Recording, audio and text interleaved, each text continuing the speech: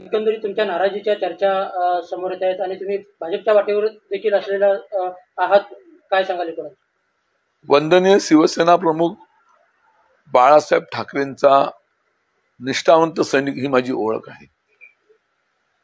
आणि आज आपण विधानसभा निवडणुका 24च्या पराभवाला आम्ही सामोरं गेलेले आहोत।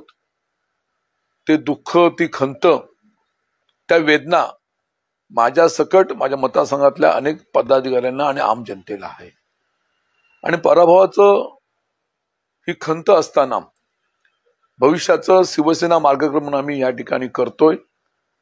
आता तुमच्या सर्वांच्या माध्यमातून मला समजतंय की मी नाराज आहे, मी भाजपच्या वाटेवरती आहोत, शिंदे गटाच्या वाटेवरती आहोत। तसं काही नाही।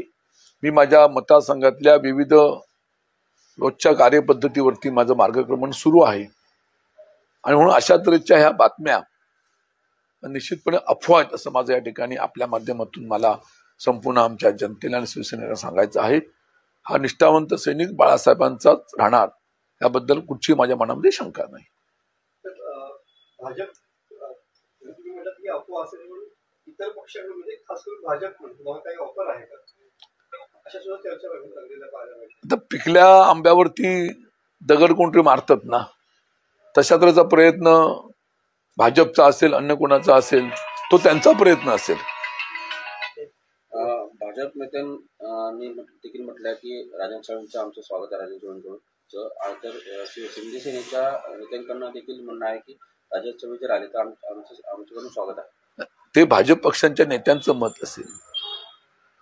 काल शिंदे गटाचे आंबेडकर देखील तसंच म्हणाले की जर राजन साळवी येणार असतील तर आम्ही त्यांचं नक्कीच स्वागत करू, म्हणजे कोणी आले तर जे कोणी येतील त्यांचं आम्ही सगळ्यांचं स्वागत करू।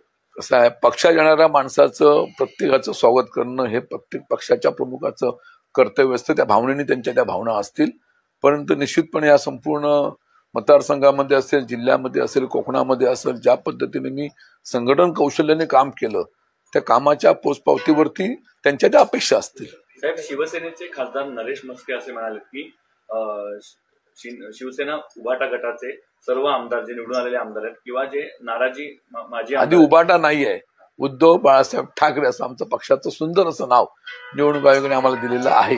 तर उद्धव बाळासाहेब ठाकरे शिवसेनेचे म्हणजे आमदार आणि माजी आमदार हे सुद्धा आता शिवसेनेत येण्यास इच्छुक आहे असं नरेश मी आपल्याला सांगितलं। प्रत्येकाचं ते वैयक्तिक मत असेल, पण माझं मत, माझ्या भावना ह्या तुम्हाला सांगितलेल्या आहेत।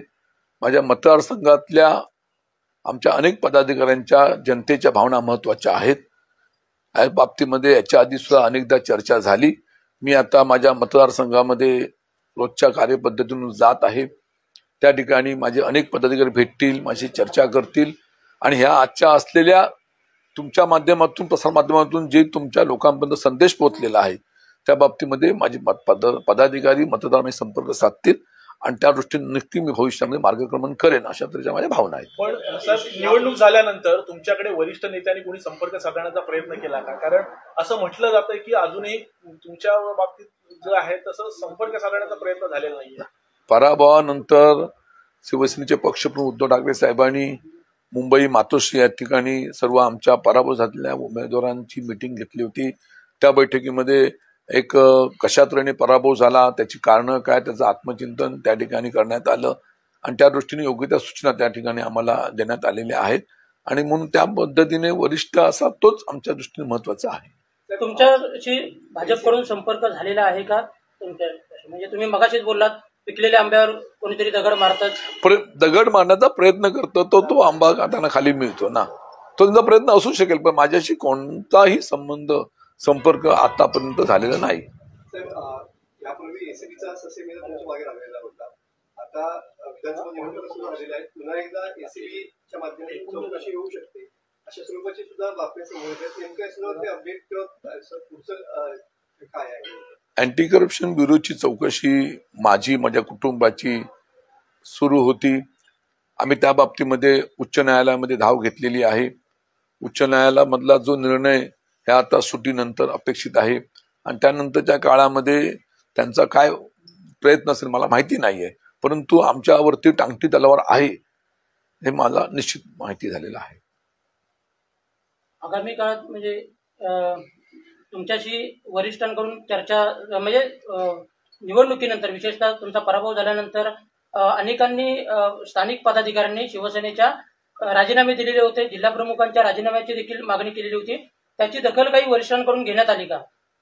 विधानसभा निवडणुकीचा पराभव आमच्या पदाधिकाऱ्यांच्या जिवारी लागलेला आहे आणि या पराभवाच्या पार्श्वभूमीवरती ज्यांनी चुकीचं काम केलं असेल, कोणाकडे बोट दाखवत असतील, तर अशा लोकांचं बाबतीमध्ये आत्मचिंतन करून वरिष्ठांनी यामध्ये लक्ष घालून 30 वर्ष असलेला हा शिवसेनेचा बालेकिल्ला ढासळायला कोण कारणीभूत आहेत याची कारण असा शोधली पाहिजे. आणि ज्यांनी ही परंपरा असलेली शिवसेना उद्धव बाळासाहेब ठाकरेची पक्षाची परंपरा ही खंडित केलेली आहे आणि दुर्दैवाने समोरच्या विरोधी पक्षाच्या उमेदवाराला मदत केलेली आहे, ह्याचा कुठेतरी त्यांनी सर्वे केला पाहिजे आणि सर्वे करून अशा असलेल्या व्यक्ती निघाल्या तर त्यांच्यावरती योग्य ती कारवाई केली पाहिजे. ही मागणी आमच्या स्थानिक पदाधिकाऱ्यांनी निश्चितपणे केलेली आहे आणि मी सुद्धा आपल्या माध्यमातून ही मागणी आजच्या आधी केलेली आहे. पण सर असं कोण तुमचा आहे रोख म्हणजे तुमचा कोणावर आहे? हा रोख नेमका कोणाकडे? राजापूर असेल, लांजा असेल, रत्नागिरी असेल, ज्या ज्या ठिकाणी शिवसेना उद्धव ठाकरे पक्षाचा उमेदवाराचा पराभव झाला त्या ठिकाणी ते मुद्दे पुढे आलेले आहेत. त्या संबंधीची सविस्तरपणे संबंधीचा अहवाल त्या पदाधिकाऱ्यांनी शिवसेना नेते विनायक साहेबांकडे सुपूर्द केलेला आहे. त्यांच्याकडनं भविष्यातल्या कालखंडामध्ये दोषी असतील, दोषींवरती कारवाई, दोषी नसतील तर क्लीन चिट द्यावं अशा तऱ्हेची निश्चितपणे सर्व लोकांची मागणी आहे. आता महिना झाला या गोष्टीला, म्हणजे तुमच्या वरिष्ठ त्या बाबतीमध्ये योग्य तो निर्णय घेतील हा आशावाद आहे. विनायक राऊत हे पूर्ण कोकणामध्ये शिवसेनेचे नेतृत्व करत होते. पराभव झाल्यानंतर त्या पद्धतीने अपेक्षित आहे त्या पद्धतीनं राऊत साहेब या ठिकाणी संघटना वाढीच्या दृष्टीनं प्रयत्न करताना दिसत नाही. याबाबतची खंत सुद्धा अनेक शिवसैनिकांनी व्यक्त केली नाही. शिवसैनिकांनी खंत व्यक्त केली, मी खंत व्यक्त केली नाही आहे. आमचे नेते विनायक राऊत यांचं चांगलं काम संपूर्ण कोकणामध्ये आहे, महाराष्ट्रामध्ये आहे आणि म्हणून अशा एका आदर्श नेत्याचंच आपण मार्गक्रमण करून पुढे गेलं पाहिजे अशा तऱ्हेची प्रत्येक शिवसैनिकाची पदाधिकाऱ्यांची ही असते. कारण ह्या समोर कोकणामध्ये ही शिवसेना रुजवलेली, वाढवलेली, मोठी केलेली आहे, ती अशीच वाढली पाहिजे ही त्यांची अपेक्षा आहे.